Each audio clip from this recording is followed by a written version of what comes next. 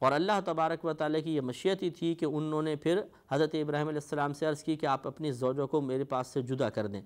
تو یہ اللہ کا حکم تھا، تو اللہ تعالیٰ نے حکم فرمایا کہ آپ اپنی زوجہ کو اور اپنے اس بیٹے کو فلاں مقام پر چھوڑائیں، یعنی مکہ المکرمہ جو اس وقت تو کچھ بھی نہیں تھا، کعبۃ اللہ کے آثار بھی وہاں پر مٹ چکے تھے، اس مقام پہ آپ اپنی زوجہ کو اور بچے کو چھوڑائیں۔ تو ابراہیم علیہ السلام نے اللہ کے حکم سے کچھ توشہ لیا، کھانا وغیرہ لیا، پانی وغیرہ لیا، اور اپنی زوجہ کو کہا کہ میرے ساتھ چلیں۔ بی بی ہاجرہ اور حضرت اسماعیل علیہ السلام کو وہاں لا کر چھوڑ دیا۔ آپ جب چھوڑ کے جانے لگے تو بالکل التفات نہیں فرمایا، دیکھ نہیں رہے، بات نہیں کر رہے، تو بی بی ہاجرہ نے پیچھے سے عرض کی کہ آپ ہمیں اکیلا چھوڑ کر جا رہے ہیں، یہاں پر ہم کس طرح گزارا کریں گے؟ آپ پھر بھی خاموش رہے۔ پھر زوجہ نے پوچھا کہ کیا یہ اللہ کے حکم سے ہے؟ پھر آپ نے فرمایا کہ ہاں یہ اللہ کے حکم سے ہے۔ تو زوجہ مطمئن ہو گئیں، انہوں نے کوئی آہو بکا نہیں کی، کوئی کلمہ ناشکری کا زبان سے نہیں نکالا۔ حضرت ابراہیم علیہ السلام اپنے ان کو چھوڑ کر واپس آ گئے۔ اسی کی طرف یہ اپنے اللہ کی بارگاہ میں یہ عرض کر رہے ہیں کہ اے میرے رب، بے شک میں نے ٹھہرایا اپنی اولاد کو ایک وادی میں جس میں کوئی کھیتی وغیرہ نہیں ہے، تیرے محترم گھر کے پاس۔ ربنا، اے میرے رب، لیقیموا الصلاۃ، تاکہ وہ قائم کریں نماز کو، یعنی اسماعیل اور جو اس کی پھر اولاد پیدا ہوگی یہاں پر، اور جو دیگر لوگ آ کے اس کے پاس ٹھہریں گے، وہ سب نماز کو قائم کریں۔ فَاجْعَلْ أَفْئِدَةً مِّنَ النَّاسِ تَهْوِي إِلَيْهِمْ، تو لوگوں کے قلوب کو ان کی طرف مائل کر دے۔ جو اسماعیل کی اولاد ہوگی یہاں پر اور بقیہ لوگ ان کے ساتھ آ کے ٹھہریں گے، تو سب لوگوں کے دلوں کو اس کی طرف مائل کر دے۔ اور واقعی اللہ تبارک و تعالیٰ کا یہ کرم ہے کہ اللہ تبارک و تعالیٰ نے کروڑوں لوگوں کے دل اس طرف مائل فرما دیے۔ وَارْزُقْهُم مِّنَ الثَّمَرَاتِ، اور انہیں کچھ پھلوں میں سے رزق عطا فرما۔ اور یہ بھی دعا آپ کی مقبول ہوئی۔ آج بھی آپ مکہ المکرمہ چلے جائیں، ہر موسم کا پھل آپ کو ملے گا، سردی، گرمی، خزاں، بہار میں اگنے والا موسم، مکے میں چاہے کوئی بھی موسم ہو، کیونکہ پوری دنیا سے وہاں پر پھل آتا ہے۔ دنیا میں کہیں موسم بہار ہے، کہیں گرمی ہے، کہیں سردی ہے، کہیں خزاں ہے، ہر موسم کے اعتبار سے دنیا کے مختلف حصوں میں مختلف پھل اگ رہے ہوتے ہیں، اور وہ سب کے سب بکنے کے لیے بہت سارے پھل جو ہیں وہ مکہ المکرمہ آ جاتے ہیں، تجارت لوگ کرتے ہیں۔ تو وہ مکہ المکرمہ میں ہر موسم میں، کوئی بھی موسم ہو، یعنی گرمی، سردی، خزاں، بہار، اس میں ہر موسم کا پھل ملے گا۔ سردیوں میں آم بھی مل جائیں گے، کیونکہ وہ ایسے ملکوں سے آئیں گے کہ جہاں پر اس وقت گرمی ہوگی۔ تو یہ آپ کی دعا مقبول ہوئی، لعلہم یشکرون، تاکہ وہ شکر گزار ہو جائیں۔ تو اللہ تعالیٰ نے حضرت ابراہیم علیہ السلام کی اس دعا کو قبول فرمایا۔ ربنا، اے ہمارا رب، انکا تعلم ما نخفی وما نعلن، اے ہمارا رب، بے شک تو جانتا ہے جو ہم چھپاتے ہیں اور جو ہم ظاہر کرتے ہیں۔ اس میں اللہ کی قدرت کا اعتراف ہے۔ وما یخفی علی اللہ من شیء فی الارض ولا فی السماء، اور اللہ تبارک و تعالیٰ پر آسمان میں سے اور نہ زمین میں سے اور نہ آسمان میں سے کوئی بھی شے مخفی نہیں ہے۔ الحمدللہ الذی وہب لی علی الکبر اسماعیل و اسحاق، آپ نے اسماعیل علیہ السلام کی پیدائش پر دعا کی، ایک اور بیٹے کی، آپ کو حضرت اسحاق علیہ السلام بھی اللہ نے عطا فرمائے، اسماعیل علیہ السلام عطا فرمائے۔ تو آپ نے ان دونوں کی پیدائش کے اوپر اللہ تبارک و تعالیٰ کی بارگاہ میں کلمات شکر ادا کیے کہ اے اللہ تعالیٰ، شکر ہے تیرے لیے جس نے عطا فرمایا مجھے بڑھاپے میں اسماعیل اور اسحاق۔ ان ربی لسمیع الدعاء، بے شک میرا رب ضرور دعا کا سننے والا ہے۔ ربی، اے میرے رب، اجعلنی، بنا دے تو مجھے مقیم الصلاۃ، نماز قائم کرنے والا، ومن ذریتی، اور کچھ میری اولاد کو۔ من تبعیدیہ ہے، یعنی آپ نے کیونکہ اگر کل اولاد کے لیے دعا ہوتی تو ضرور یہ دعا مقبول ہوتی اور کوئی بھی بے نمازی نہ ہوتا، اس لیے مفسرین نے یہاں پر من کو تبعیدیہ قرار دے کر اس کا ترجمہ یوں ہی لکھا ہے کہ میری اولاد میں سے بعض کو تو نمازی بنا دے، جس کو تو چاہے، تو وہ اللہ تعالیٰ نے جس کو توفیق دیتا ہے وہ نمازی ہوتا ہے۔ اس پر ہم کلام کریں گے، لیکن اگلے پروگرام میں وآخر دعوانا ان الحمدللہ رب العالمین۔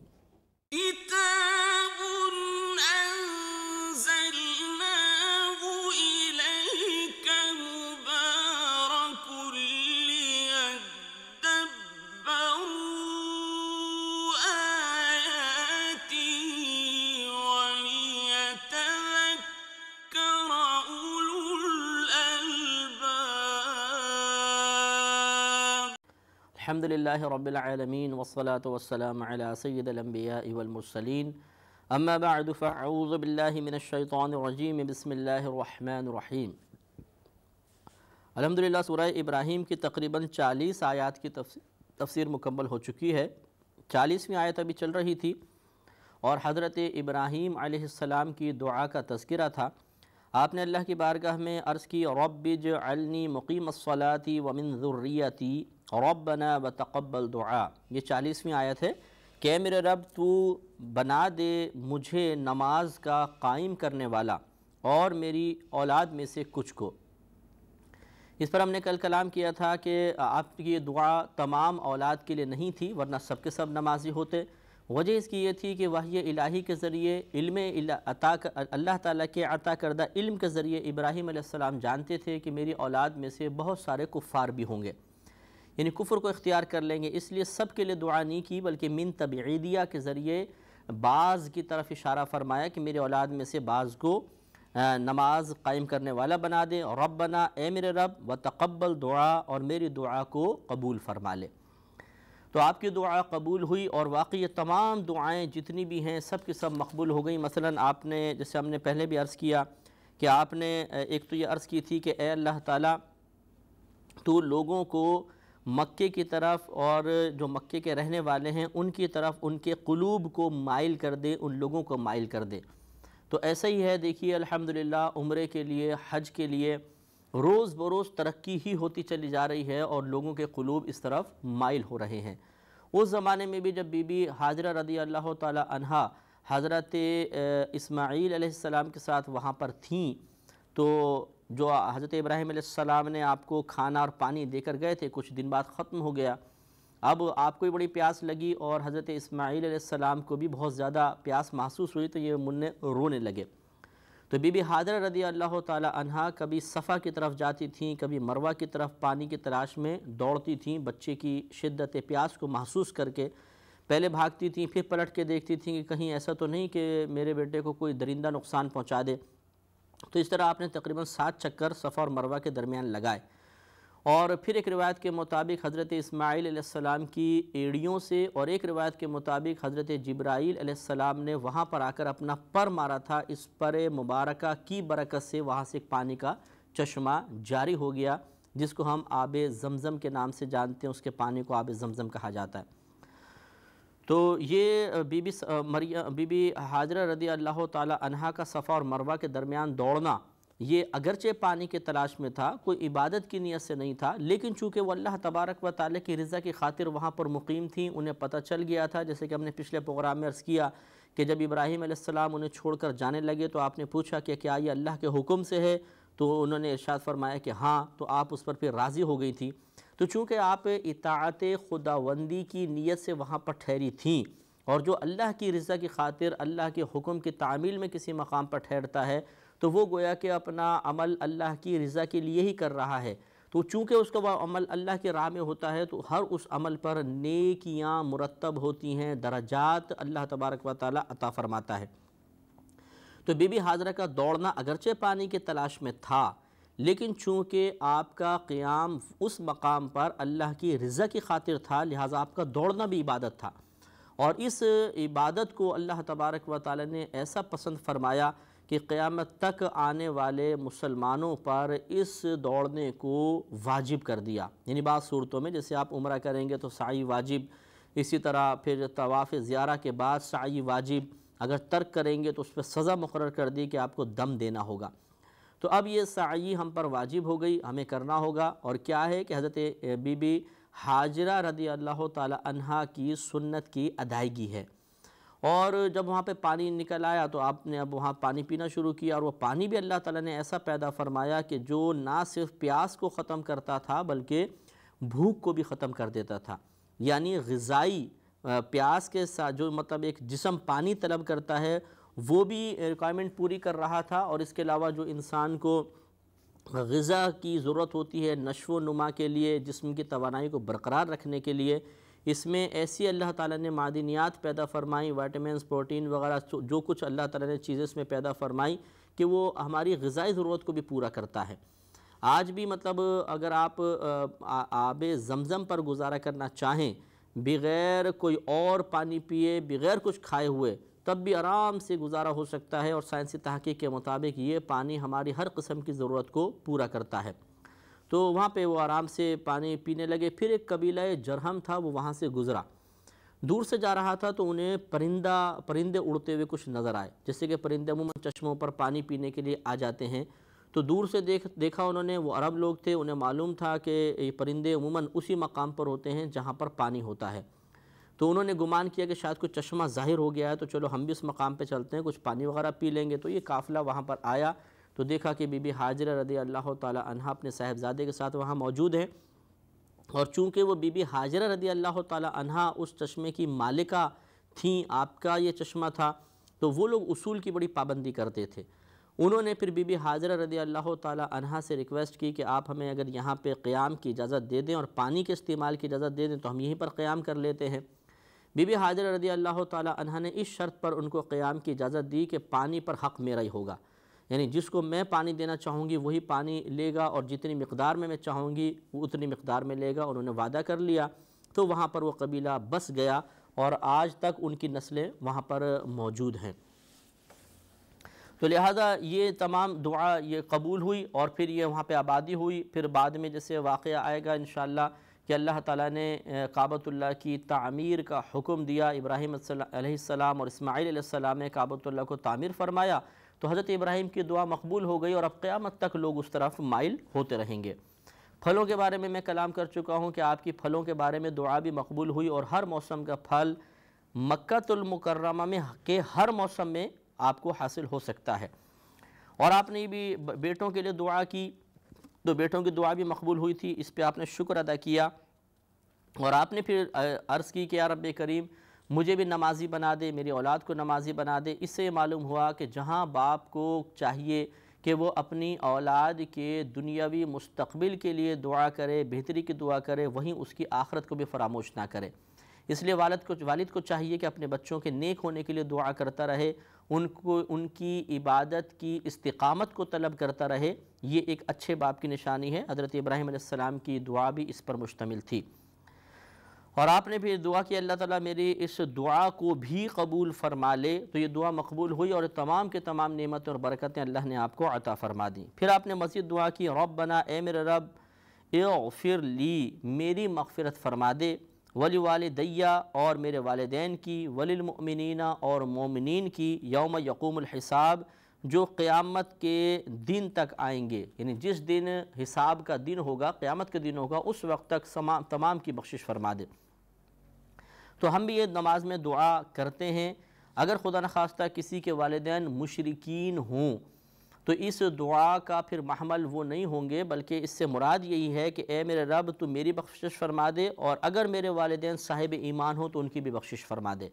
لہذا اگر کوئی کسی کے والدین مشرکین ہیں اور کوئی اس دعا کو پڑھتا ہے تو ہم یہ نہیں کہیں گے کہ وہ اپنے مشرک والدین کی مغفرت کے لیے دعا کر رہا ہے، کیونکہ یہاں پر یہ دعا مشروط ہی تسلیم کی جائے گی، کہ گویا کہ دعا کرنے والا کہہ رہا ہے کہ اللہ تعالیٰ اگر میرے والدین مومن ہیں تو ان کی بخشش فرما دے، لہذا اعتراض وارد نہیں ہوگا۔ اس دعا میں ترتیب بھی دیکھیے کہ اے میرے رب تو میری مغفرت فرما دے، اور میرے والدین کی بخشش فرما دے، اور دیگر مومنین کی بخشش فرما دے۔ اس سے معلوم یہ ہوا کہ دعا میں طریقہ ادب یہی ہے کہ جب آدمی دعا مانگے تو سب سے پہلے اپنی ذات کے لیے دعا مانگے، پھر اس کے بعد اپنے والدین کے لیے طلب کرے، پھر دیگر مسلمانوں کے لیے دعا کرنا چاہے تو دعا کرے۔ یہ ایک طریقہ ہے۔ بہرحال اس کو تبدیل کرنا کوئی گناہ نہیں ہے، کوئی مطلب ناجائز نہیں ہے، کوئی حرام فعل نہیں ہے، مکروہ فعل نہیں ہے، لیکن مستحب طریقہ یہ ہے جیسے کہ ابراہیم علیہ السلام نے ترتیب کو قائم فرمایا۔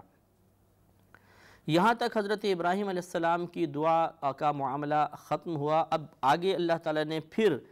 کلام عمومی طور پہ ارشاد فرمانا شروع فرمایا، اور یہاں پر پھر کفار کا تذکرہ ہوا کہ وَلَا تَحْسَبَنَّ اللَّهَ غَافِلًا عَمَّا يَعْمَلُ الظَّالِمُونَ، اور ہرگز تم اللہ تبارک و تعالیٰ کو، ہرگز تو یعنی واحد متکلم، واحد شخص ہے، واحد مذکر حاضر سے خطاب ہے کہ تو ہرگز اللہ تعالیٰ کو ان کاموں سے غافل تصور نہ کرنا جو یہ ظالم لوگ کر رہے ہیں۔ تو یہاں پہ نبی کریم صلی اللہ علیہ وسلم سے خطاب نہیں بلکہ ہر سننے والے سے، ہر مظلوم سے گویا کہ یہ خطاب ہے کہ اگر کوئی ظالم تم پہ ظلم کر رہا ہے تو ہرگز یہ نہ سمجھنا کہ اللہ تعالیٰ اس کے ظلم کرنے سے غافل ہے۔ اگر اللہ تعالیٰ ظالم کو فوراً ہلاک نہیں کرتا، اگر وقتی طور پہ ظالم کسی مظلوم پر غالب بھی آ جاتا ہے تو یہ کوئی اللہ تعالیٰ کی طرف سے معاذ اللہ غفلت کی علامت نہیں ہے، بلکہ اللہ تبارک و تعالیٰ اس کو ڈھیل دیتا ہے اور پھر اس کے بعد جب اس کی گرفت کرتا ہے تو پھر اس کو چھوڑتا نہیں۔ تو اس میں مظلوم کے لیے تسلی کا سامان ہے کہ اللہ تعالیٰ کی طرف سے حکمتاً اگر ظالم کو سزا دینے میں دیر ہو رہی ہو تو قلب میں کوئی کلمات شکوہ بیدار نہیں ہونے چاہیے، کوئی شکوہ بیدار نہیں ہونا چاہیے، شکایت بیدار نہیں ہونی چاہیے، نہ زبان پہ سے کلمات جاری ہونے چاہیے، بلکہ صبر و تحمل کر رکھیں اور یہ یقین رکھیں کہ ضرور اس دیر میں اللہ تعالیٰ کی کوئی نہ کوئی حکمت پوشیدہ ہے۔ لہذا آگے ارشاد فرمایا کہ انما یؤخرہم لیوم تشخص فیہ الابصار، محض اللہ تبارک و تعالیٰ انہیں ڈھیل دے رہا ہے ایک ایسے دن کے لیے یا ایسے دن تک کہ جس میں آنکھیں کھلی کی کھلی رہ جائیں گی، یعنی ایسے دہشتناک منظر ہوں گے کہ آدمی کی آنکھیں جھپکنے کا، اس کو آنکھیں جھپکنے کا موقع نہیں ملے گا۔ جیسے کہ اچانک کوئی دہشت والی خبر سن کر، بہت ہی غم والی خبر سن کر آدمی ہوش حواس سے بیگانہ ہو جاتا ہے، آنکھیں پھٹی کی پھٹی رہ جاتی ہیں، منہ کھلے کے کھلے رہ جاتے ہیں۔ تو یہ مطلب اس کی منظر کشی اللہ تعالیٰ نے فرمائی کہ اس دن سے ڈریں، یعنی اس دن تک اللہ تعالیٰ ان کو ڈھیل دے رہا ہے جس دن آنکھیں کھلی کی کھلی رہ جائیں گی۔ مہطعین مقنعی رؤوسہم، وہ بے تحاشا تیزی کے ساتھ دوڑتے نکلیں گے، یعنی قبروں وغیرہ سے اپنے سروں کو اٹھانے والے ہوں گے۔ لا یرتد الیہم طرفہم، اور ان کی پلک کسی طرف پھرتی نہیں ہوگی، ادھر ادھر نہیں جاری ہوگی، یعنی نگاہیں ادھر ادھر نہیں جاری ہوں گی، بلکہ جیسے ہی وہ نکلیں گے اپنے سروں کو اٹھائے ہوئے پریشانی کے عالم میں وہ اللہ تعالیٰ کی بارگاہ میں حاضر ہو جائیں گے۔ وَأَفْئِدَتُهُمْ ہوا، اور ان کے دلوں میں کوئی سکت نہیں ہوگی، قوت اور قدرت بالکل نہیں ہوگی۔ یعنی کیا مطلب کہ ابھی تو ہمارا نارمل حالت میں دل دھڑک رہا ہے، اس وقت دل بالکل بے قابو ہو جائے گا، ایسا دہشت کا منظر ہوگا کہ کبھی دل اوپر آئے گا نیچے جائے گا اور بڑی ہی پریشانی کا عالم ہوگا۔ لیکن یہ تمام کیفیات کفار پر طاری ہوں گی، کیونکہ یہاں ظالم سے مراد کفار ہے۔ وَأَنذِرِ النَّاسَ يَوْمَ يَأْتِيهِمُ الْعَذَابُ فَيَقُولُ الَّذِينَ ظَلَمُوا رَبَّنَا أَخِّرْنَا إِلَىٰ أَجَلٍ قَرِيبٍ، اور اے حبیب کریم صلی اللہ علیہ وسلم آپ لوگوں کو اس دن سے ڈرائیے کہ جس دن ان کے پاس اللہ تعالیٰ کا عذاب آئے گا تو وہ لوگ جنہوں نے دنیا میں ظلم کیا تھا، یعنی یہ کافر وغیرہ، یہ کہیں گے اے ہمارے رب اخرنا، تو الی اجل قریب، تو ہمیں تھوڑی دیر کے لیے مہلت عطا فرما دے، نجب دعوتک ونتبع الرسل، ہم تیری دعوت کو قبول کریں گے اور تیرے رسولوں کی پیروی کریں گے۔ گویا کہ وہاں پر جا کر ان کفار کو چونکہ ہر چیز سامنے منکشف واضح طور پہ نظر آ جائے گی تو اب ان کو اپنا انجام برا نظر آئے گا۔ دنیا میں انہیں لاکھ سمجھایا گیا تھا، نہیں مانے تھے، وہاں پر فاسد عقیدے باطل عقیدے رکھے تھے، لیکن اب سب کچھ جو قرآن نے بیان کیا، جو رسول نے بیان کیا، وہ سب ظاہر ہو جائے گا۔ اس وقت یہ تمنا کریں گے کہ اللہ تعالیٰ ہمیں تھوڑی سی مہلت دے دے، دوبارہ دنیا میں بھیج دے، اب ہم وہاں پر جا کر تیری دعوت بھی قبول کریں گے، یعنی نبیوں پر ایمان لے کر آئیں گے اور ان کی اتباع کریں گے، پیروی کریں گے۔ اس کے جواب میں ان سے کہا جائے گا کہ اولم تکونوا اقسمتم من قبل ما لکم من زوال، تو کیا تم اس سے پہلے قسم کھا کر نہیں کہا کرتے تھے کہ تمہیں دنیا سے ہٹ کر کہیں نہیں جانا ہے؟ جیسے کہ آج بھی مطلب اگر کسی غیر مسلم کو آپ آخرت کے احوال بتائیں گے تو بعض اوقات شاید وہ مذاق اڑائے گا یا صاف انکار کر دے گا کہ ایسا کیسے ہو سکتا ہے کہ ایک میدان قائم ہو، اس میں پوری دنیا کے لوگ جمع ہو جائیں، پھر حساب کتاب ہو۔ تو یہ دنیا، یہ بھی جو کفار تھے یہ ایک دوسرے کو، یعنی جیسے کوئی مائل ہونے لگا تو اسے قسمیں کھا کھا کے سمجھایا کرتے تھے، ارے بھائی ایسا نہیں ہوگا، بتوں کی قسمیں کھاتے تھے کہ یہ ایسا نہیں ہوگا، کوئی ایسے معاملہ نہیں ہے، ڈرنے کی ضرورت نہیں ہے۔ تو اللہ تعالیٰ نے یہ ان کو پھر احساس دلایا، وہاں پر ان کے ان باتوں کو یاد دلائے گا کہ کیا تم قسم نہیں کھاتے تھے اس سے پہلے کہ دنیا سے ہٹ کر کہیں نہیں جانا ہے؟ ان کو ماضی یاد دلائے گا اللہ تعالیٰ۔ وَسَكَنْتُمْ فِي مَسَاكِنِ الَّذِينَ ظَلَمُوا أَنفُسَهُمْ، اور تم ان کے گھروں میں بسے جنہوں نے اپنا برا کیا تھا، یعنی تم نے ان کے گھروں کے اندر پھر رہائش اختیار کی، وہاں بستیوں میں رہائش اختیار کی جن کا اوپر اللہ تعالیٰ کا عذاب وغیرہ نازل ہوا تھا، انہوں نے اپنی جانوں پر ظلم کیا تھا، تو اس چیز سے بھی تم نے نصیحت حاصل نہ کی۔ وَتَبَيَّنَ لَكُمْ كَيْفَ فَعَلْنَا بِهِمْ، اور تم پر خوب واضح ہو چکا تھا کہ ہم نے ان کے ساتھ کیا معاملہ کیا۔ وَضَرَبْنَا لَكُمُ الْأَمْثَالِ، اور ہم نے تمہیں مثالیں دے کر سمجھایا تھا۔ جیسے قرآن میں پچھلی قوموں کی کتنی مثالیں بیان ہوئیں، نبی کریم صلی اللہ علیہ وسلم نے بارہا اپنے کلام میں پچھلی قوموں کی امثلہ کو بیان فرمایا، تو یہ گویا کہ ان کو اتمام حجت کے لیے سب باتیں سمجھائی جائیں گی، حالانکہ اللہ تعالیٰ جانتا ہے، وہ بھی اچھی طرح جانتے ہیں، لیکن تاکہ دوسرے لوگ جو سن رہے ہیں وہ بھی سمجھ جائیں کہ ان کے اوپر بھی یہ حق ظاہر ہو جائے، واضح ہو جائے، بات مکمل طور پر سامنے آ جائے کہ ان کا اپنا قصور ہے، اللہ تعالیٰ نے کسی پر کوئی ظلم نہیں کیا۔ تو دنیا میں کیا تم پہلے قسمیں نہیں کھاتے تھے کہ آخرت نہیں ہوگی، اور کیا تم نے ان قوموں کے قریبی رہائش اختیار نہیں کی جن پہ اللہ کا عذاب نازل ہوا، حالانکہ تم جان بھی چکے تھے کہ ان کے ساتھ اللہ نے برا معاملہ کیا ہے ان کی شامت اعمال کی بنا پر، لیکن وہاں تم نے نصیحت کیوں نہیں حاصل کی؟ وَقَدْ مَكَرُوا مَكْرَهُمْ، اور بے شک انہوں نے اپنا مکر کیا، اپنا داؤ چلا۔ وَعِنْدَ اللَّهِ مَكْرُهُمْ، اور اللہ تبارک و تعالیٰ کے پاس ان کے لیے ایک خفیہ تدبیر ہے، یعنی انہوں نے نبی کریم صلی اللہ علیہ وسلم کے خلاف جو کارروائیاں کیں وہ انہوں نے کی، لیکن اللہ تبارک و تعالیٰ جو ہے ان کا مکر اللہ کے پاس ہے، یعنی اللہ تبارک و تعالیٰ ان کی بات کو جانتا بھی ہے، اور اللہ کے پاس اس کے توڑ کے لیے خفیہ تدبیریں بھی ہیں۔ وَإِنْ كَانَ مَكْرُهُمْ لِتَزُولَ مِنْهُ الْجِبَالِ، اور ان کا جو بھی مکر تھا، جو انہوں نے کارروائی کی، جو انہوں نے تدابیر اختیار کی، وہ ایسی نہیں تھی کہ جس سے پہاڑ اپنی جگہ سے ہٹ جائے۔ یہاں پہاڑ سے مراد جو ہے وہ شرعی احکامات ہیں، نبی کریم صلی اللہ علیہ وسلم کی شریعت ہے، اللہ تعالیٰ کے احکام ہیں، کہ ان کفار نے اگرچہ بہت کوشش کی، لیکن ان کی یہ کوشش، ان کی یہ تدبیریں، اسلام کے خلاف کوششیں پہاڑ کو اپنی جگہ سے نہ ہٹا سکیں، یعنی شرعی احکام میں کوئی تبدیلی کا سبب نہ بن سکیں، شریعت کو بدل نہ سکیں۔ فَلَا تَحْسَبَنَّ اللَّهَ مُخْلِفَ وَعْدِهِ رُسُلَهُ، تو اے سننے والے تو ہرگز یہ گمان نہ کرنا کہ اللہ تبارک و تعالیٰ اپنے رسولوں سے کیا ہوا وعدے کا خلاف کر دے گا، ایسا نہیں، اللہ تعالیٰ اپنا وعدہ ضرور پورا فرماتا ہے، اور اس نے عذاب کا وعدہ فرمایا تو ضرور کفار کو عذاب ہوگا۔ ان اللہ عزیز ذو انتقام، بے شک اللہ تبارک و تعالیٰ غالب اور انتقام لینے والا ہے، بدلہ لینے والا ہے۔ یوم تبدل الارض غیر الارض والسماوات، جس دن زمین تبدیل کر دی جائے گی ایک دوسری زمین سے، اور آسمان کو بھی بدل دیا جائے گا۔ تبدیلی کے دو طرح ہوں گے، ایک یہ کہ صفات میں تبدیلی، ایک ذات میں تبدیلی، اس پہ انشاءاللہ ہم کلام کریں گے، اور اگلے پروگرام میں اس پہ تفصیلی بات ہوگی۔ وآخر دعوانا ان الحمدللہ رب العالمین۔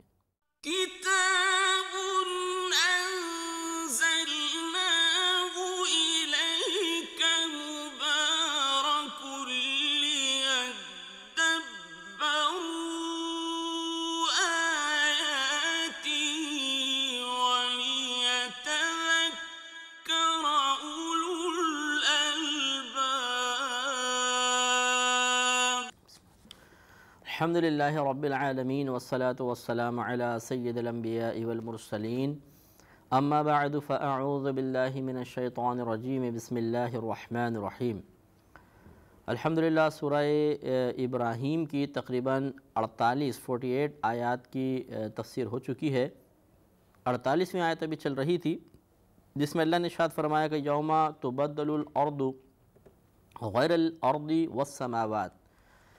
کہ جس دن بدل جائے گی زمین دوسری زمین سے، یعنی اس کے علاوہ زمین سے، اور آسمان بھی تبدیل کر دیے جائیں گے۔ اس پر ہم کلام کرتے ہوئے عرض کر رہے تھے کہ زمین کی تبدیلی دو طرح کی ہوگی، ایک صفت کے اعتبار سے، ایک ذات کے اعتبار سے۔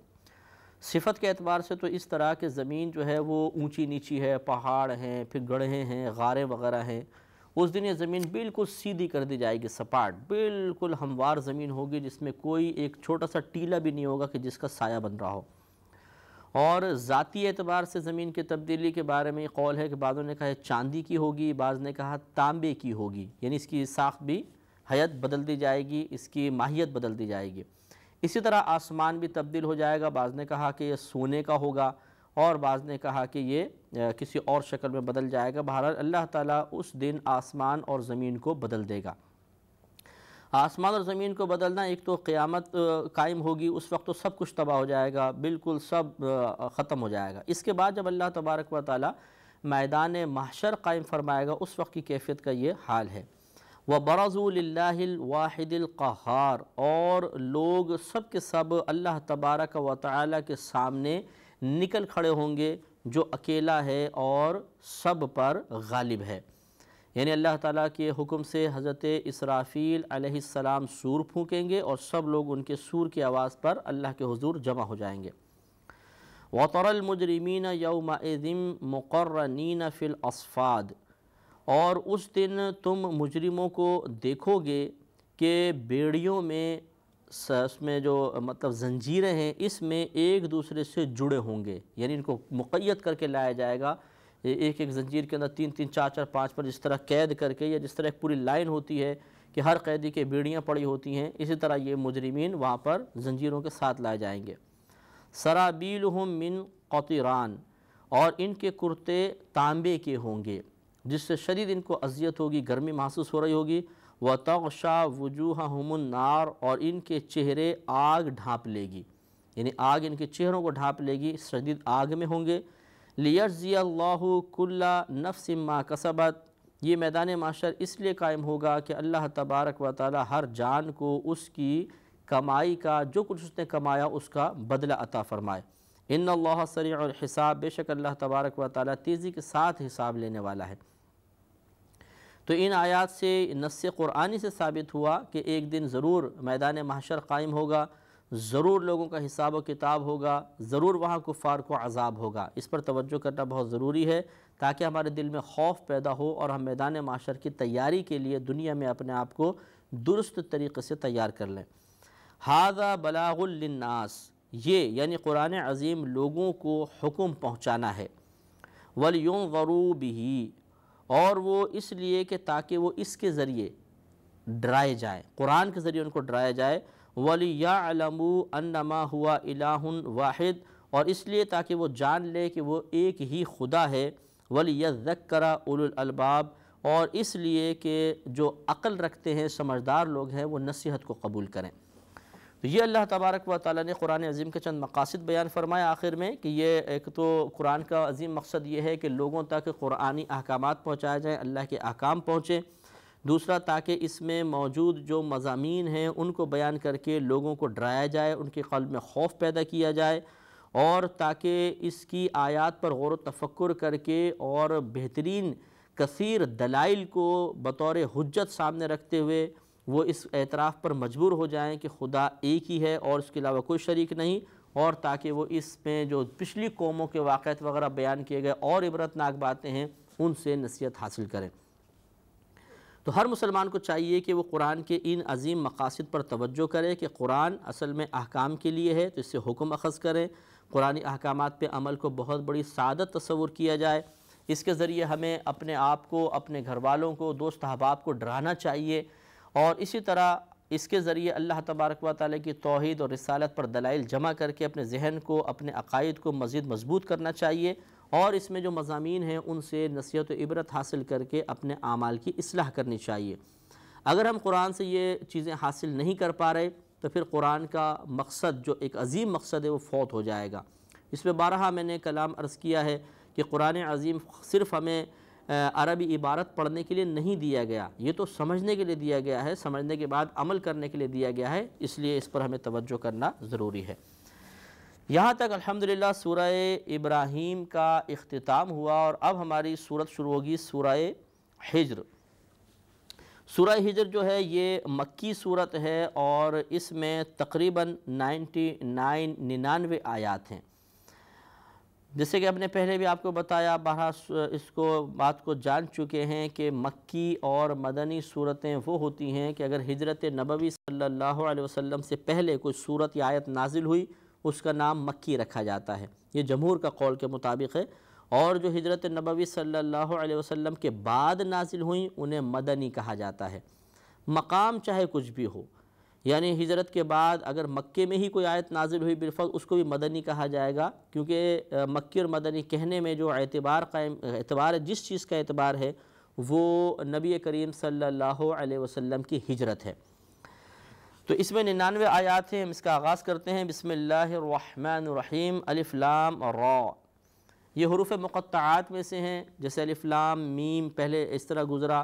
اور اس کے بارے میں بھی وضاحت ہو چکی ہے کہ یہ ایسے حروف ہیں کہ جن کے معانی، صحیح معنی 100% اللہ تبارک و تعالی ہی بہتر جانتا ہے، یا اس کی کرم نوازی سے، اس کی عطا سے ہمارے نبی کریم صلی اللہ علیہ وسلم بہتر جانتے ہیں. پھر اس میں سخت اختلاف ہے کہ کیا اس امت کے بڑے بڑے اولیاء علماء بھی اس کے معنی جانتے نہیں جانتے. بعضوں نے کہا کہ ہاں اکابر اولیاء جانتے ہیں، اور بعضوں نے کہا کہ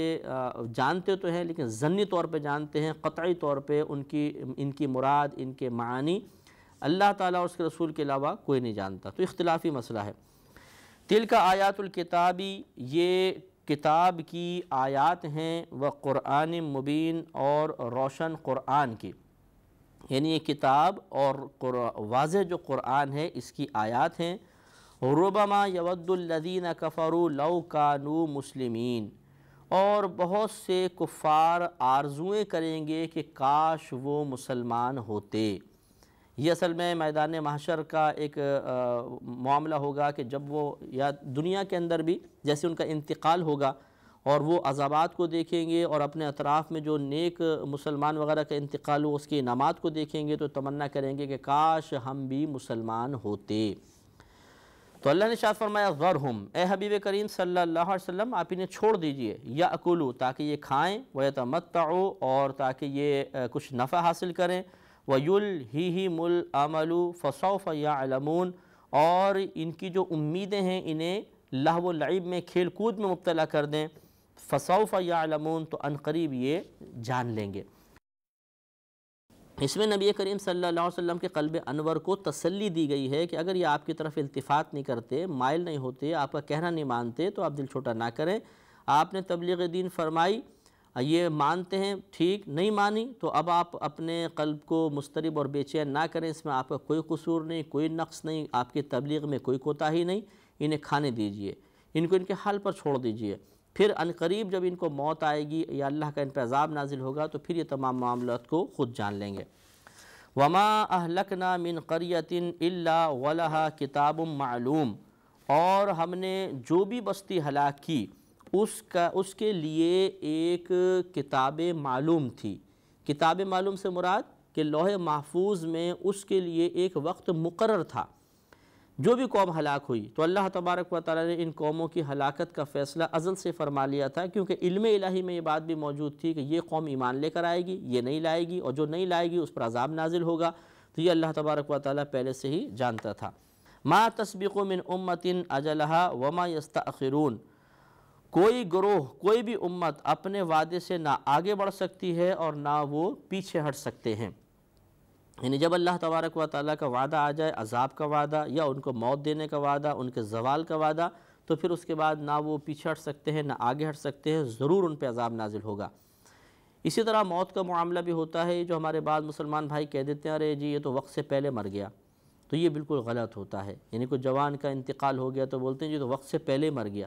تو معاذاللہ ایسا نہیں ہے. کسی کی بھی جو آخری مدت ہے، جو اس کا اینڈ پوائنٹ ہے، وہ نہ آگے بڑھ سکتا ہے نہ پیچھے ہٹ سکتا ہے. جب اللہ تبارک و تعالیٰ چاہتا ہے تو اسی وقت میں اس کو موت ہوگی. نہ کوئی آگے کر سکتا ہے نہ کوئی پیچھے کر سکتا ہے. یہ ایمان رکھنا لازم ہے.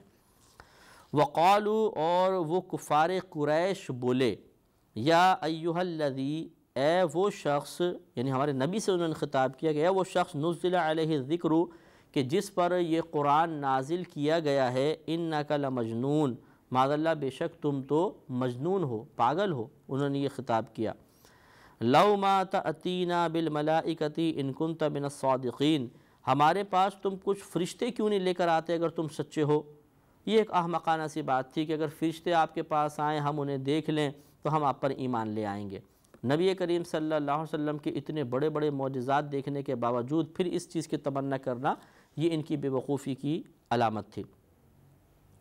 ما ننزل الملائکۃ الا بالحق، اللہ نے جواباً ارشاد فرمایا کہ ہم ملائکہ کو بیکار نہیں اتارتے، صرف حق کے ساتھ ہی اتارتے ہیں. جب کوئی کام ہوتا ہے تو وہ آتے ہیں ہمارے حکم سے. بیکار ایسا نہیں کہ تم جب بھی مطالبہ کرو تمہارے مطالبوں میں بھیجا جائے، تو یہ ایک بیکار مطالبہ ہے، اور فرشتوں کو ہم بیکار نہیں اتارتے.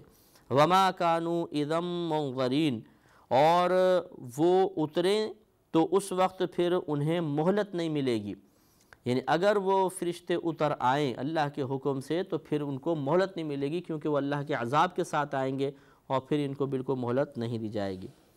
اِنَّا نَحْنُ نَزَّلْنَا الذِّكْرَ وَإِنَّا لَهُ لَحَافِظُونَ، بے شک ہم نے ہی اس قرآن کو نازل کیا اور بے شک ہم ہی اس کی حفاظت فرمانے والے ہیں۔ یہ آیت اس قرآن کے حق ہونے پر ایک زبردست دلیل ہے، اور واقعی اس کی اگر آپ حقانیت دیکھنا چاہتے ہیں، اس آیت کی حقیقت کو دیکھنا چاہتے ہیں، تو پوری دنیا میں موجود قرآن پر جو قرآن کے نسخے ہیں ان کو آپ دیکھ لیجئے، کہیں پر بھی زبر زیر پیش ایک حرف تک کی تبدیلی نہیں ہے۔ اور اسی طرح یہ قرآن ہمارے چھوٹے چھوٹے بچوں کو حفظ ہو جاتا ہے، 6 سال کے 7 سال کے بچے اپنے سینے میں پورا قرآن حفظ کر لیتے ہیں، حالانکہ یہ ہماری مادری زبان نہیں ہے، یہ عربی زبان ہے۔ مختلف علاقوں کے اندر مختلف ملکوں میں مختلف زبانیں بولنے والے اس پوری کتاب کو اپنے سینے میں محفوظ کر لیتے ہیں۔ تو 30 سپارے اور تقریباً 6666 آیات، ان کا اپنے قلب میں اپنے ذہن میں محفوظ کرنا یقیناً انسانی طاقت کا یہ کمال نہیں، بلکہ یہ ایک اس سے سمجھ میں یوں ہی آتا ہے کہ ایک ذات ایسی ہے جو اس کی حفاظت کا اہتمام اور انتظام فرمانا چاہتی ہے، اور اس نے اس کے یاد کرنے کو ہمارے بچوں تک کے لیے بے حد آسان کر دیا ہے۔ یاد رکھیے کہ یہ صرف قرآن کا خاصہ ہے، یا اس امت کا آپ خاصہ کہہ لیجئے، کہ اللہ تبارک و تعالی نے اس قرآن کو یا آسمانی کتاب کو عام لوگوں کے لیے یاد کرنا بھی آسان کر دیا ہے۔ پچھلی امتوں میں پچھلی کتابوں کا جو آسمانی کتابیں تھیں ان کا نبیوں کے علاوہ کوئی حافظ نہیں ہوتا تھا، صرف نبیوں کو حفظ ہوتی تھی، باقی امت میں کوئی حافظ نہیں ہوتا تھا۔ یہی وجہ ہے کہ ان کتابوں کے جب انبیاء علیہ السلام نے پردہ فرمایا تو ان کتابوں کی اصل جو عبارات تھیں ان پر مطلع ہونے والے نہیں رہے، اور انہوں نے اس میں تبدیلیاں کر دیں، جبکہ قرآن عظیم ہمارے بچے کو حفظ ہو جاتا ہے، 4 سال 5 سال 6 سال کے بچے بھی بعض اوقات حفظ کر لیتے ہیں، اور یہ اللہ تعالیٰ کی بہت بڑی کرم نوازی ہے۔ تو گویا کہ واقعی اللہ نے بالکل صحیح فرمایا، اس کا کوئی عملی ثبوت دیکھنا چاہے، اس کی حقیقت دیکھنا چاہے تو دنیا پہ نگاہ ڈال کر دیکھ سکتا ہے۔ اور جب اللہ نے وعدہ فرما لیا کہ قرآن کی حفاظت کریں گے، یقینی سی بات ہے تو اللہ تعالیٰ جس کتاب کی حفاظت فرمائے گا وہ حق خطاب ہی ہوگی، اور تو سب کو چاہیے کہ اس کتاب پر ایمان لانے کی کوشش کریں، کہ جس کتاب کی حفاظت کا وعدہ، جس کتاب کی حفاظت کا اہتمام خود رب فرما رہا ہے، یقیناً وہ حق ہے، اس کے مضامین حق ہیں، جو اس میں اللہ تعالیٰ نے مستقبل کے بارے میں خبر دی ہے وہ ضرور ظہور پذیر ہوگی۔ لہذا کفار کا اگر غلط انجام، برا انجام ذکر کیا گیا ہے تو ضرور کفار کو اس برے انجام کا سامنا کرنا پڑے گا، لہذا بہتری یہ ہے کہ اس کتاب کی تعلیمات پر عمل کیا جائے۔ وَلَقَدْ أَرْسَلْنَا مِن قَبْلِكَ فِي شِيَعِ الْأَوَّلِينَ، اور بے شک ہم نے آپ سے پہلے اگلی امتوں میں بھی، پچھلی جو امتیں گزری ہیں ان میں بھی رسول بھیجے۔ وَمَا يَأْتِيهِم مِّن رَّسُولٍ، اور ان کے پاس جو بھی رسول آیا، إِلَّا كَانُوا بِهِ يَسْتَهْزِئُونَ، مگر انہوں نے اس سے ہنسی مذاق کیا۔ جو بھی نبی آیا اس سے ہنسی مذاق کرتے تھے، اس کے ساتھ استہزاء کرتے تھے، اس سے تمسخر کیا کرتے تھے۔ اس میں بھی نبی کریم صلی اللہ علیہ وسلم کے قلب انور کی تسلی کا سامان ہے، آپ کو دلاسا دیا گیا ہے کہ اگر یہ آپ کو مجنون کہتے ہیں، آپ کا مذاق اڑاتے ہیں، تو یہ صرف آپ کے ساتھ خاص نہیں بلکہ پچھلے انبیاء علیہ السلام بھی ایسے آتے رہے کہ ان کی امتوں نے ان کا مذاق اڑایا اور اسی طرح ان پر مختلف قسم کے الزامات لگائے۔ كَذَلِكَ نَسْلُكُهُ فِي قُلُوبِ الْمُجْرِمِينَ، ہم اسی طرح ہم ان مجرموں کے دلوں میں اس ہنسی کو جگہ دیتے ہیں، اس ہنسی کو جگہ دیتے ہیں یا اس مذاق کو جگہ دیتے ہیں۔ مطلب یہ ہے کہ اللہ تبارک و تعالیٰ فوراً کوئی ان پہ تمسخر کی وجہ سے عذاب نازل نہیں فرماتا کہ ان کی ہنسیاں بند ہو جائیں، اگر تو ایسا ہوتا تو پھر یہ کبھی مذاق نہ اڑاتے۔ تو اللہ تعالیٰ نے فرمایا کہ ہم ان کے قلوب میں اس مذاق کو جگہ دیتے ہیں، اس کا مطلب یہ ہے کہ ہم ان کو ڈھیل دیتے ہیں۔ تو ڈھیل جب ان کو ملتی ہے تو یہ اور اپنے اس غلط فعل میں پختہ ہونے کی کوشش کرتے ہیں یا پختہ ہو جاتے ہیں، اور ان کا ذہن بنتا ہے کہ دیکھو اگر یہ حق ہوتے، اگر ہمارا ان کے ساتھ یہ اس مذاق وغیرہ کرنا غلط ہوتا تو ضرور ہم پہ عذاب نازل ہوتا، نہیں ہو رہا تو اس کا مطلب ہم صحیح ہیں۔ تو اس طرح ان کے قلب میں پھر ان کا یہ جو برا فعل ہے وہ بھی ان کو اچھا محسوس ہوتا تھا۔ لا یؤمنون بہ وقد خلت سنت الاولین، وہ اس پر ایمان نہیں لاتے اور بے شک ان سے پہلے والوں کا طریقہ گزر چکا، کہ وہ بھی بالکل ایسا ہی طریقہ تھا کہ وہ بھی ایمان لے کر نہیں آتے تھے اور اسی طریقے سے مختلف قسم کی انہوں نے بھی غلط حرکات کی ہیں۔ وَلَوْ فَتَحْنَا عَلَيْهِمْ بَابًا مِّنَ السَّمَاءِ، اور اگر ہم ان کے لیے آسمان سے کوئی دروازہ کھول دیں، فَظَلُّوا فِيهِ يَعْرُجُونَ، کہ دن میں اس میں وہ چڑھ جائیں، لَقَالُوا، تو ضرور پھر بھی وہ یہ کہیں گے کہ إِنَّمَا سُكِّرَتْ أَبْصَارُنَا، کہ یا تو ہماری آنکھوں کو باندھ دیا گیا ہے، نظر بندی کر دی گئی ہے، بلکہ نحن قوم مسحورون، بلکہ ہم ایک ایسی قوم ہے جس پر جادو کر دیا گیا ہے۔ یعنی اے حبیب کریم صلی اللہ علیہ وسلم، یہ آپ سے کہتے ہیں کہ جی فرشتے اگر ہمارے سامنے آپ اتار دیں، نازل ہو جائیں تو ہم آپ پر ایمان لے آئیں گے، یہ غلط کہہ رہے ہیں۔ یہ صرف آپ کی بات کو رد کرنے کے لیے ہے، صرف وقت کا ضیاع کرنے کے لیے ہے، اس لیے کہ اگر ہم آسمان پہ ایک دروازہ بنا دیں، یہ باقاعدہ چڑھیں، وہاں جا کے سارے معاملات دیکھیں، تب بھی ایمان لے کر نہیں آئیں گے، بلکہ اپنی یہ قلبی قصافت کی بنا پر یوں ہی کہیں گے کہ نہیں، یا تو ہماری نظر بندی ہو گئی ہے اور یا ہم پر جادو کر دیا گیا ہے۔ وَلَقَدْ جَعَلْنَا فِي السَّمَاءِ بُرُوجًا، اب آگے اللہ تعالیٰ نے پھر اپنی عظمت اور قدرت کا اظہار فرمایا کہ اور بے شک ہم نے آسمان میں برج بنائے، یعنی سیارے، کواکب سیارہ، جو سیاروں کے ستارے ہیں، جن مقامات پر ٹھہرتے ہیں انہیں برج کہا جاتا ہے۔ اور یہ برج جو ہوتے ہیں یہ 12 ہوتے ہیں۔ آپ نے دیکھا ہوگا کہ بعض اوقات یہ ہفتہ آپ کے لیے کیسا رہے گا، اس میں جو مطلب مختلف قسم کے شکلیں بنائی ہوتی ہیں، کوئی بھیڑ کی شکل ہوتی ہے، کوئی بچھو کی شکل ہوتی ہے، یہ برج کہلاتے ہیں۔ اور یہ جو ستارے کی چال کے ذریعے جو معاملات معلوم کرنے کی کوشش کرتے ہیں، ان برجوں کے ذریعے پھر مستقبل کا حال بتانے کی کوشش کرتے ہیں، شرعاً یہ بتانا حرام ہوتا ہے۔ تو یہ 12 ہوتے ہیں، حمل، ثور، جوزہ، سرطان، اسد، سنبلہ، میزان، عقرب، قوس، جدی، دلو اور حوت، یہ 12 ہوتے ہیں۔ بہرحال تو اللہ نے ارشاد فرمایا کہ وَلَقَدْ جَعَلْنَا فِي السَّمَاءِ بُرُوجًا، اور بے شک ہم نے آسمان میں برج بنائے، وَزَيَّنَّاهَا لِلنَّاظِرِينَ، اور ہم نے انہیں دیکھنے والوں کے لیے آراستہ کر دیا۔ اگلے پروگرام میں انشاءاللہ اس پہ مزید کلام ہوگا۔ وآخر دعوانا ان الحمد للہ رب العالمین۔ كتاب أنزلناه إليك مبارك ليدبروا آياته وليتذكر أولو الألباب۔ الحمد للہ رب العالمین، والصلاة والسلام علی سید الانبیاء والمرسلین، اما بعد فاعوذ باللہ من الشیطان الرجیم، بسم اللہ الرحمن الرحیم۔ الحمدللہ سورہ حجر کی تقریباً 16 آیات کی تفسیر مکمل ہو چکی ہے۔ 17ویں آیت میں اللہ تعالیٰ نے ارشاد فرمایا کہ وَحَفِظْنَاهَا مِن كُلِّ شَيْطَانٍ رَجِيمٍ، اور ہم نے ان برجوں کی حفاظت فرمائی ہر مردود شیطان سے۔ یعنی پہلے دور میں ایسا ہوتا تھا، یعنی نبی کریم صلی اللہ علیہ وسلم بلکہ حضرت عیسیٰ علیہ السلام کی بعثت سے پہلے یہ جو کاہن تھے جنہوں نے جنات کو قابو میں کیا ہوا تھا، یا جنات سے ان کی دوستیاں تھیں، تو یہ جنات سے کہا کرتے تھے کہ ذرا تم آسمان پر جاؤ اور آئندہ کی کچھ معلومات لے کر آؤ۔ تو یہ اللہ کی اذن سے ہی تھا، یہ آسمان پہ چلے جاتے تھے اور جو فرشتے اللہ تعالیٰ کی طرف سے دیے گئے صحائف میں جو مستقبل کے معاملات تھے ان پہ گفتگو کر رہے ہوتے تھے، تو یہ فرشتے یہ شیطان سن لیا کرتے تھے اور آ کے اپنے کاہنوں کو بتا دیتے تھے کہ یہ فرشتے باتیں کر رہے تھے کہ فلاں علاقے میں بارش ہوگی، فلاں مقام پہ کسی کا انتقال، بڑی شخصیت کا انتقال ہوگا، فلاں مقام پہ کوئی بچہ پیدا ہوگا۔ یہ کاہن لوگوں کو بتاتے تھے اور بعض اوقات بالکل ویسے ہی ہوتا تھا کیونکہ فرشتے گفتگو کر رہے ہوتے تھے، تو لوگوں کا اعتقاد ان کاہنوں پر مضبوط ہو گیا۔ پھر جب عیسیٰ علیہ السلام کی ولادت باسعادت ہوئی تو اللہ تعالیٰ نے ان شیاطین کا داخلہ 3 آسمانوں تک روک دیا، یعنی یہ پہلے 4 آسمان پہ چڑھ جاتے تھے، آخری 3 کے اوپر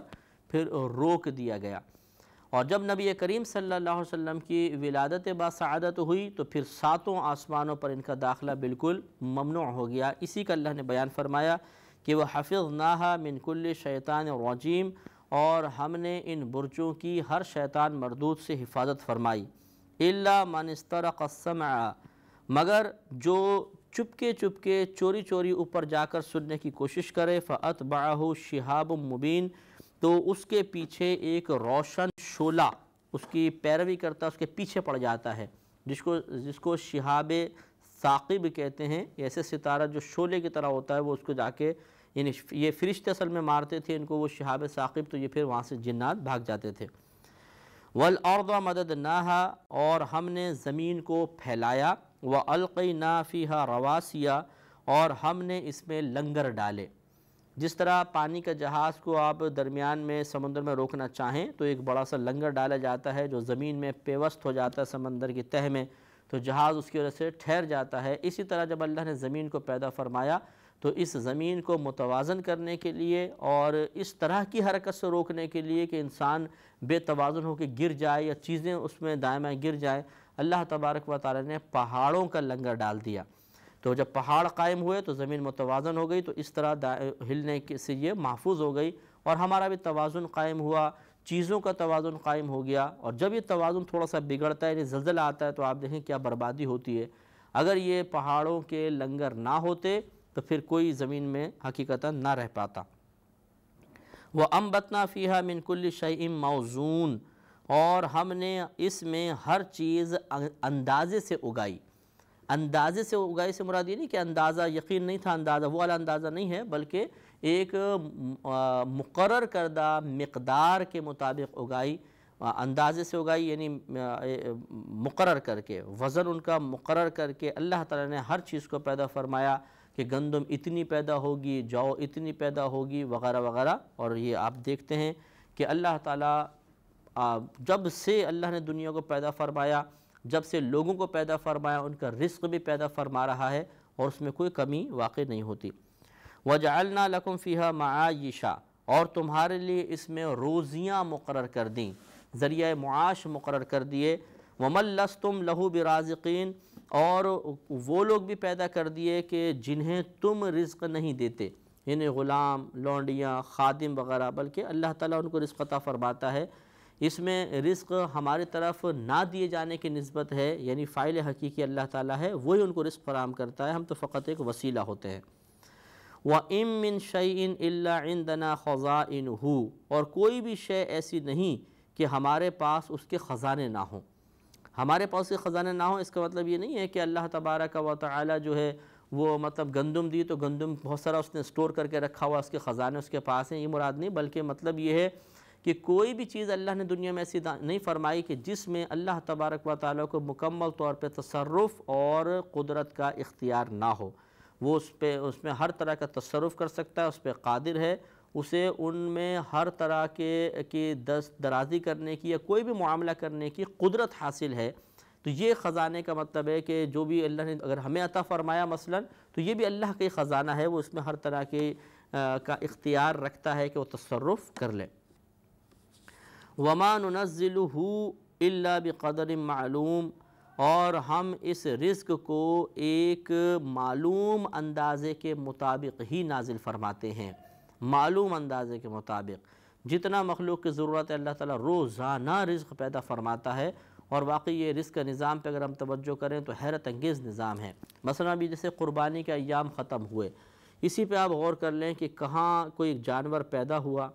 پھر اس کو ایک آدمی نے پالا، پھر اس کو منڈی میں لے کر آئے، پھر اس سے ہم نے خریدا، پھر گھر میں لا کر ذبح کیا، پھر اس کے گوشت کے حصے کیے، پھر وہ گھروں میں بھیجے گئے، پھر اس گھر میں اگر وہ پکا تو اس کا کچھ گوشت کسی کے پاس گیا، کچھ بوٹی کسی کے پاس گئی، کچھ بوٹی کسی کے پاس گئی۔ جس وقت یہ گائے مثلا ہم نے کاٹی اور کھانا پکایا، یہ گائے جس وقت پیدا ہوئی تھی اسی وقت اللہ تبارک و تعالی نے اس کی بوٹیوں کی تقسیم کا نظام مرتب فرما دیا تھا، بوٹیوں کی تقسیم لکھ دی گئی تھی، یہ بوٹی فلاں علاقے کے فلاں شخص کی پیٹ میں جائے گی، یہ فلاں علاقے کے فلاں شخص کے پیٹ میں جائے گی۔ اور حیرت انگیز یہ تقسیم رزق کا نظام ہے کہ وہی گائے جس وقت کسی کھیت میں چر رہی ہوتی ہے، کوئی یقین بھی نہیں کر سکتا کہ یہ فلاں شہر میں پہنچے گی، پھر فلاں علاقے میں پہنچے گی، فلاں گھر میں پہنچے گی، اس کے فلاں فرد کے پیٹ میں جائے گی، لیکن اللہ تبارک و تعالی بہت عظیم قدرت والا ہے کہ پھر وہ گائے واقعی وہاں پہنچتی ہے، اس کے ٹکڑے ٹکڑے ہو جاتے ہیں اور وہ اللہ تبارک و تعالیٰ کے اندازے کے مطابق، اس کے مقرر کردہ حصوں کے مطابق اس شخص تک پہنچ جاتے ہیں۔ وَأَرْسَلْنَا الرِّيَاحَ، اور ہم نے ہوائیں بھیجیں، لَوَاقِحَ، جنہیں ایسی ہوائیں بھیجیں کہ وہ بادلوں کو وزندار کر دیتی ہیں۔ فَأَنزَلْنَا مِنَ السَّمَاءِ مَاءً، پھر نازل کیے ہم نے آسمان سے پانی کو۔ فَأَسْقَيْنَاكُمُوهُ، پھر ہم نے سیراب کیا تمہیں اس پانی سے۔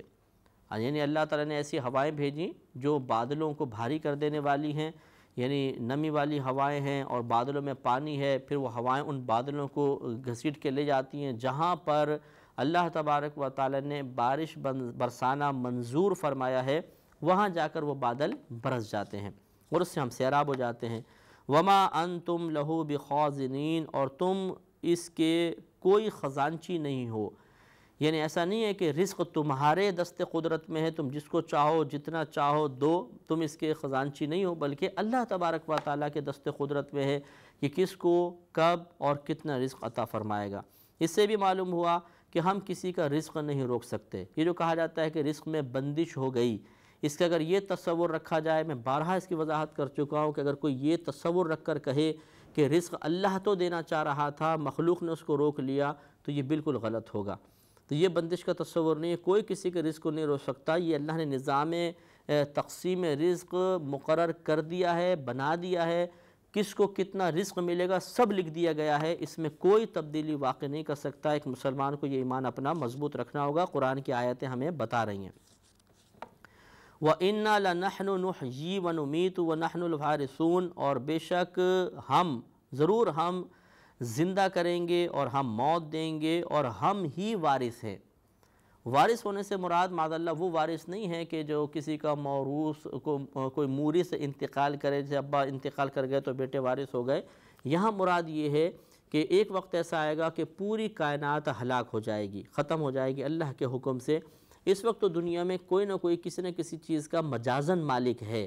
حقیقتاً مالک تو اللہ ہے، مجازی طور پہ ہم مالک ہونے کی نسبت کر دیتے ہیں، لیکن ایک وقت ایسا آئے گا کہ اللہ نے فرمایا ہم ہی وارث ہوں گے، یعنی ہم ہی اس کے مالک ہوں گے، حقیقتاً بھی مالک ہوں گے اور ایسے مالک ہوں گے کہ مجازن کسی کی طرف ملک کی نسبت بھی نہیں ہوگی۔ اور یہ بروز قیامت ہوگا کہ جب سب لوگ ہلاک ہو جائیں گے، زمین وغیرہ سب تباہ ہو جائیں گی، اس وقت اللہ ہی مالک ہوگا اور کوئی ایسی مخلوق نہیں ہوگی جو کسی چیز کی مالک ہو۔ آگے ارشاد فرمایا کہ وَلَقَدْ عَلِمْنَا الْمُسْتَقْدِمِينَ مِنْكُمْ وَلَقَدْ عَلِمْنَا الْمُسْتَأْخِرِينَ، اور بے شک ہمیں معلوم ہے جو تم میں آگے بڑھنے والے ہیں اور تم میں سے، اور ہم انہیں بھی جانتے ہیں جو تم میں سے پیچھے رہ جانے والے ہیں۔ اس کی تفسیر میں کئی قول ہیں، جس میں سے ایک قول یہ ہے کہ جب نبی کریم صلی اللہ علیہ وسلم نے پہلی صف کے فضائل بیان فرمائے تو مسجد میں پہلی صف کے میں نماز کے حصول کے لیے ازدحام ہونے لگا، اور بہت سارے صحابہ کرام ایسے تھے جنہوں نے دور ان کے گھر تھے تو ان کو چھوڑ کر مسجد کے قریب رہائش کا ارادہ فرمایا۔ اس پر نبی کریم صلی اللہ علیہ وسلم نے ان کو منع فرمایا کہ تم یہ تکلف نہ کرو، بلکہ جتنی دور سے تم چل کر آؤ گے تمہیں ہر قدم پر اللہ تبارک و تعالیٰ نیکیاں عطا فرمائے گا، تمہارے گناہ معاف ہوں گے، تمہارے درجات کی بلندی کا سامان ہوگا۔ گویا کہ اس آیت میں پھر ان کو تسلی دی گئی کہ اللہ تعالیٰ جو تم میں سے پیچھے رہ جانے والے ہیں انہیں بھی جانتا ہے کہ وہ کس نیت کے ساتھ پیچھے ہیں، بہت سے عذر کی وجہ سے ہیں، فاصلہ دور ہو جانے کی وجہ سے وہ پہلی صف تک نہیں پہنچ پاتے ہیں، اور جو آگے بڑھ جانے والے ہیں انہیں بھی اللہ تعالیٰ جانتا ہے کہ وہ جو قریب والے ہیں آگے بڑھتے ہیں یا جذبہ ان میں ہے کہ دور سے وہ پہلے چل پڑتے ہیں اور آگے آ کے کھڑے ہو جاتے ہیں، سب کو اللہ تعالیٰ جانتا ہے اور ان کے عمل اور اخلاص کے مطابق اللہ تعالیٰ بدلہ عطا فرمائے گا۔ وَإِنَّ رَبَّكَ هُوَ يَحْشُرُهُمْ، اور بے شک آپ کا رب انہیں بروز قیامت جمع کرے گا، إِنَّهُ حَكِيمٌ عَلِيمٌ، بے شک وہ حکمت والا، علم والا ہے۔ وَلَقَدْ خَلَقْنَا الْإِنسَانَ مِنْ صَلْصَالٍ مِّنْ حَمَإٍ مَّسْنُونٍ، اور بے شک ہم نے آدمی کو یعنی آدم علیہ السلام کو ایک بجتی ہوئی مٹی سے بنایا جو اصل میں ایک سیاہ بدبودار گارہ تھی۔ یعنی حکم یہ ہوا کہ فرشتوں کو کہ مٹی جمع کی جائے، مٹی جمع کی گئی، اس میں پانی کے ذریعے اس کو گوندھا گیا تو وہ ایک گارہ جیسا بن گیا، جس طرح دیوار کو لیپنے کے لیے گارہ بناتے ہیں، اور پھر اس سے ایک پتلا تیار کیا گیا اور اس کو دھوپ میں رکھا گیا۔ جب وہ پتلا خشک ہو گیا تو اندر سے کھوکھلا تھا، تو جب اس میں ہوا داخل ہوتی تھی تو وہ بجتا تھا، آواز سی آتی تھی، تو وہ بیان فرمایا کہ ہم نے اس کو بجتی ہوئی مٹی سے بنایا، پھر اللہ تبارک و تعالیٰ کے حکم سے اس میں روح پھونکی گئی تو پھر وہ ایک دم جیتا جاگتا انسان ہو گیا اور آدم علیہ السلام عارض وجود میں تشریف لائے۔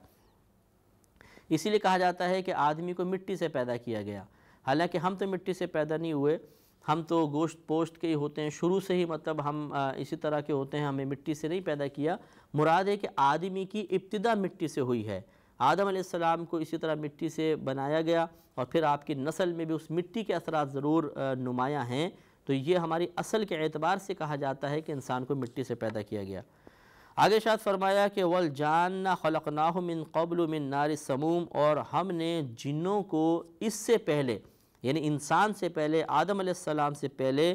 بغیر دھوئیں کی آگ سے پیدا فرمایا، بغیر دھوئیں کی آگ سے۔ اللہ نے شیطانوں کو جنوں کو پیدا فرمایا تو جنوں کی تخلیق جو ہے وہ آگ کے ذریعے ہوئی ہے،